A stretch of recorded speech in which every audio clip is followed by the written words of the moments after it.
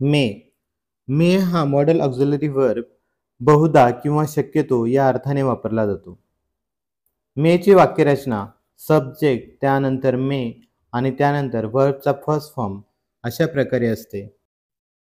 इतर model auxiliary verb प्रमाणे यामध्येही वर्बचा first form म्हणजे क्रियापदाचे पहिले रूप वापरले जाते.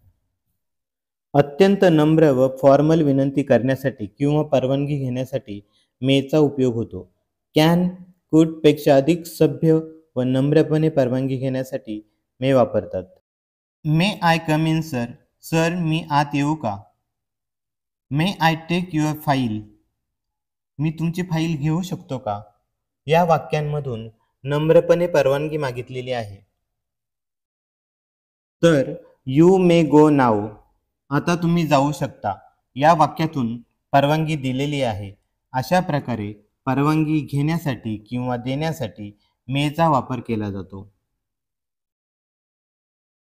पॉसिबिलिटी शक्यता मेच्या वाक्यामधून शक्यता व्यक्त केली जाते. इट मे रेन टुडे, आज पाऊस पडू शकतो. The student may know the answer, विद्यार्थ्याला बहुधा उत्तर माहीत असेल.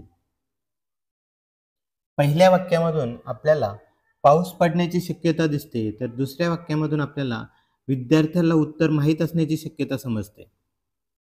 I may come with you tomorrow, उद्या बहुधा मी तुझ्या सोबत येईल.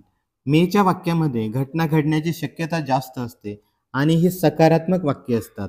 म्हणजे मी उद्या तुझ्यासोबत येण्याची शक्यता जास्त आहे. विश शुभेच्छा देण्यासाठीही मेचा उपयोग होतो.